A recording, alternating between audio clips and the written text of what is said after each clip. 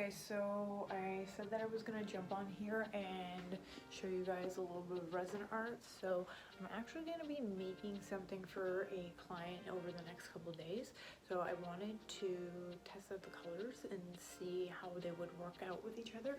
So I'm actually gonna make some coasters if you guys wanna watch. Alright guys, I'm back. I actually just ended up going to change because one thing I will let you guys know, if you are planning on doing this, don't do it in clothes that you love because there is a chance that you might get some resin on it. Here's a little setup of all the things that you're gonna need to create your piece. I highly suggest having these things all ready and laid out before you start the process. It's gonna make your life a lot easier. The last thing that you want is creating your piece and then realizing that you're missing something halfway through and your hands being covered in resin and not being able to grab it. So here we have the silicone molds that we're going to be working with today. I got these off of Amazon. I believe they were $11 or $13. I'll find the link and put it below for you guys to be able to find. And this is a coaster that I had made previously. Here we have our vinyl gloves. This is a good alternative if you have a latex allergy. This is dust spray. It's just going to take off any dust or dirt inside your molds. You'll also need plastic cups for mixing your resin and tongue depressors or popsicle sticks for mixing everything all together. So next you're going to need your color setup, so make sure that you have your colors picked out beforehand because once you start mixing your resin, you only have a certain amount of time to be able to work with the product.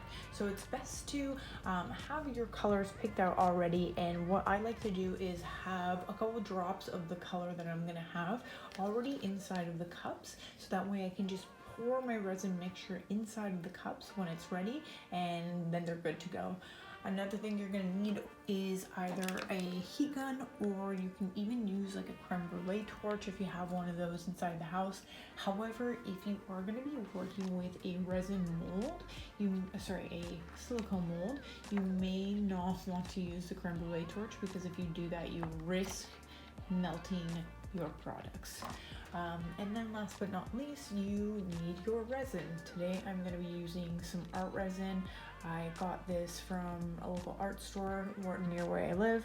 So the next thing you're going to want to have set up is your table that you're going to be working on. Here I just have a table that I have in the corner of my room with a board that I don't care to destroy on it. And what I have sitting here is actually a level. So a very important thing when working with resin is to make sure that your surface is leveled, because if it is not, then while your resin is curing, what's going to happen is it's going to slide off whatever surface you have it on. So if your house is on a tilt or on some sort of angle, like my house is apparently, you're going to want to make sure that you level. The thing that you're going to want to make sure that you have before your setup is something to protect your artwork. You do have to leave your resin pieces to cure over a certain amount of hours. It depends on the type of resin that you're working with. I would suggest having a box handy or something like this. This is just like one of those plastic storage containers. I got this from a hardware store. I took the lid off because I would just put my pieces in there and work this way. However, there is some sort of indent groove down there, so it's not leveled the surface. So what I'm going to be doing is working my piece of resin here on the board, and once I'm done, I'm going to cover it with that casing so that dust and dirt doesn't fly into it while it's curing. Now I know that might seem like a lot of things that you need, but honestly it's better to have everything prepared beforehand than scrambling around looking for the things that you need midway through working on your piece, because there's nothing worse than forgetting something and realizing that you have to grab it in order to accomplish what you need to do. Taking off your gloves, the resin is sticky, so you don't want to be touching things, and risk ruining your clothes or even surfaces around your house. So just make sure they have everything all organized and neat before you start. So this is what I was talking about having everything set up beforehand to make your life easier. So these are the colors that I chose for the coasters that I'm gonna do. I have some blues, purples, and coppers. I have some nice iridescent colors here. So what I like to do is, before I mix my resin, I make sure that I have all my colors already lined out. So what I do is I put a little drop of paint at the bottom of each cup, and then once I mix the resin together, I'm gonna pour them into each individual cup. And keep in mind, you don't need a lot of paint for this. You actually need very little, because it goes a long way. Next, you're gonna need to mix your resin. It's a super simple mixing process. All you need to do is take equal parts hardener and resin. So what you'll need to do is grab 3 plastic cups, and you'll put the equal amount of resin and hardener into 2 separate cups. And once you have those measured out evenly, you're gonna take both those cups and mix it into a 3rd clean cup, and make sure that you stir for 3 minutes, making sure that you get all the sides, scraping up the sides and the bottoms of the cup, and making sure that you're continuously stirring for at least 3 minutes until the solution has gone from being cloudy to a clear solution. That will be kind of an indication that it is ready. Just make sure, again, you're scraping the bottoms and the sides. If you want some more information on how to properly mix your resin, or just be assured that you are mixing it properly, head on to the Artresin website, and they have tons of tutorials there that will show you how to mix your resin. First, you're going to take your dust spray, and you're just going to spray the inside of your molds to make sure that there's no dust in there.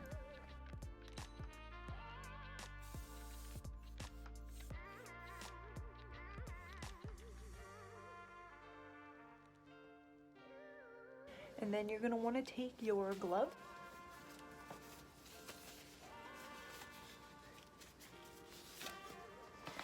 and you're going to grab your resin,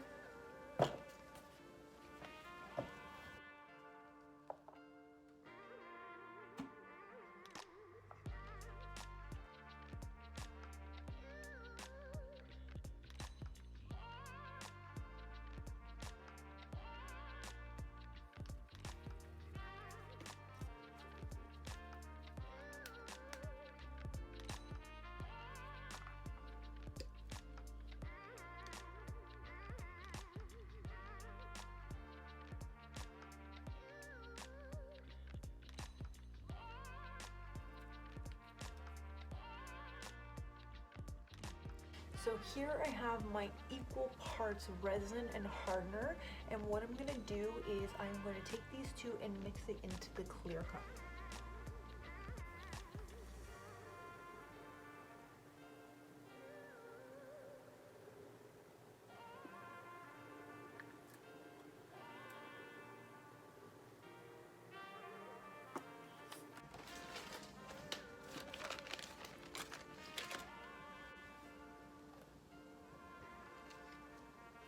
Once you have those two mixed together, you're going to mix it for 3 minutes. So by stirring, eventually this cloudy mixture is going to go clear.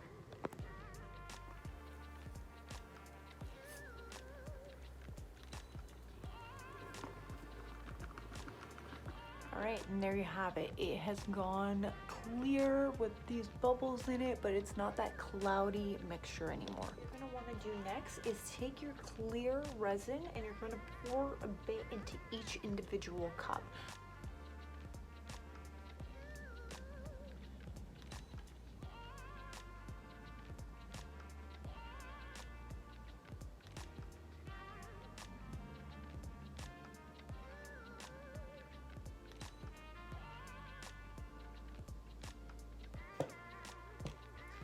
So I'm going to go ahead and mix those all together, and I'm also going to keep some of the clear resin on the side just in case there's one color I'm going to want more of. I just have that reserve on the side.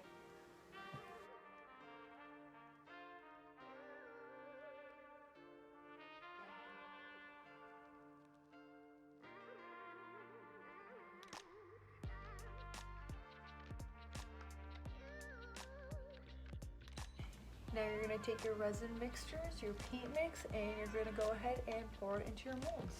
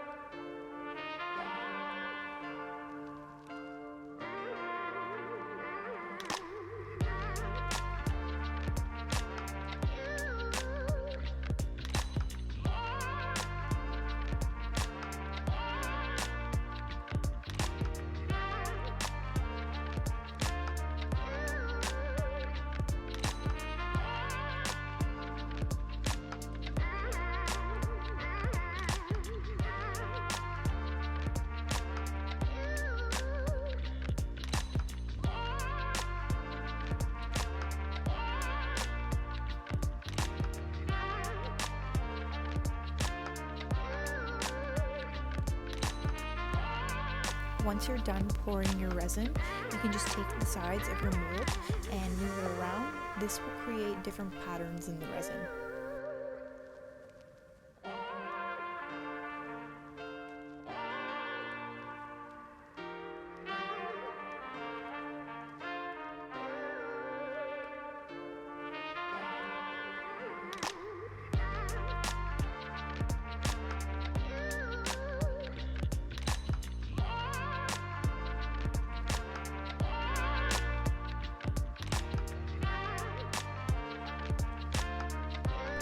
Next, you're going to grab your heat gun and you're going to pop all the bubbles that get created in the resin.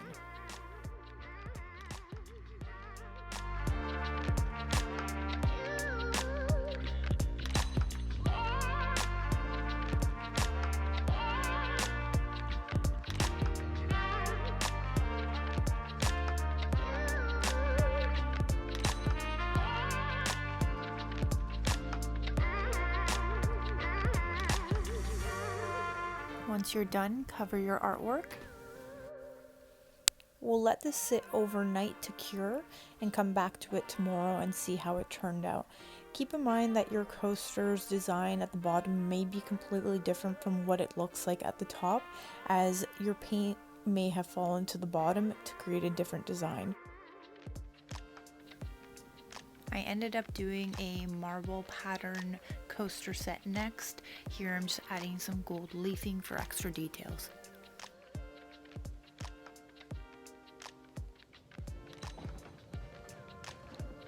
So it's the next day. We are going to be doing the demolding. See how these coasters turned out.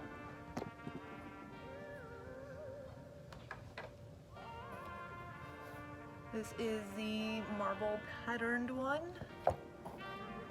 And here's whatever this is. So if you feel the resin, you can see that it's not sticky anymore after you've let it cure for at least 24 hours. There shouldn't be any sticky spots on there. If there is, that means you may have not mixed your resin mixture properly. But here we go.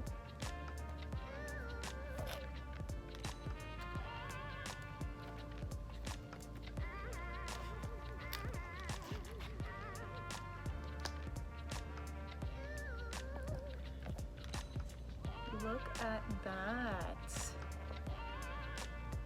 That is a very nice looking marble coaster.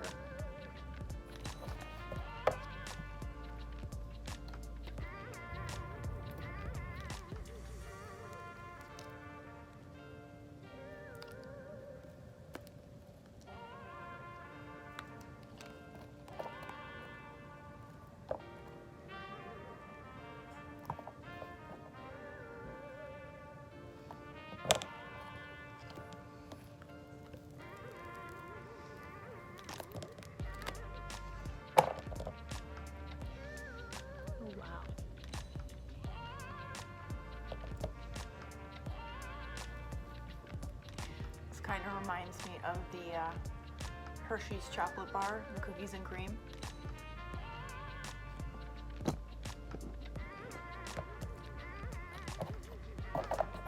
And here we go with this purple one that I made.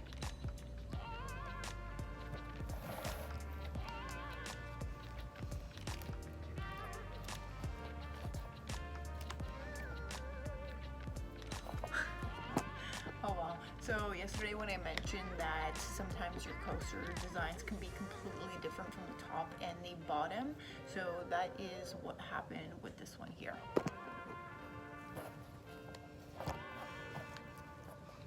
Take a look at that.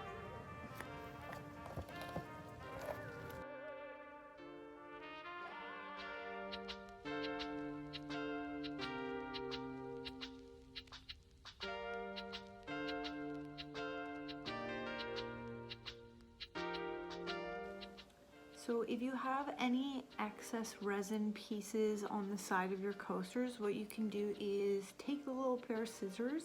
I just took these from a nail set, and you can go along the edge and just trim off the sides.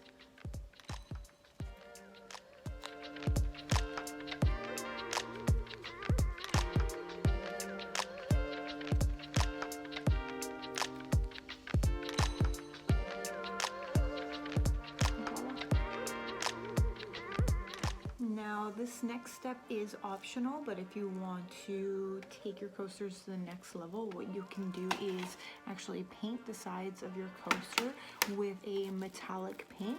So here I just have these liquid metal paints. They come in this pack here. I just got this off of Amazon, but you have a whole bunch of different colors that you can match up with your coasters, and that will really make your coasters pop.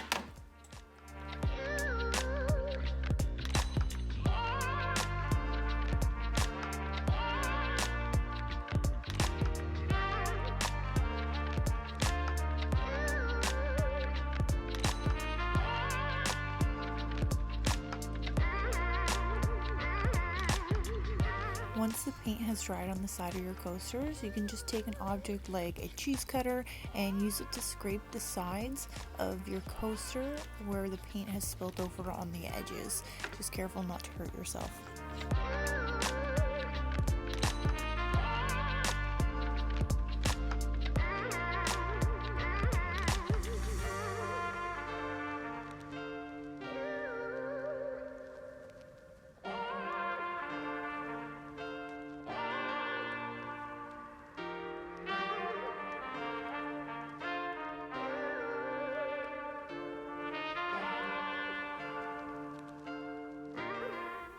And these are the final products. This was the purple coaster that I had made that ended up turning out blue. I just went ahead and added some detailing on the front using a white acrylic paint. Over here I have the marble coasters. I added some gold leafing on it, and I also did a gold outer edge on it. I had a lot of fun making this tutorial. If you guys have any questions, leave me a comment below and I will do my best to answer your comments. And if you have any other requests for tutorials, I'll be happy to figure that out and make that for you as well. I hope you guys enjoyed this video, and I'll see you in the next.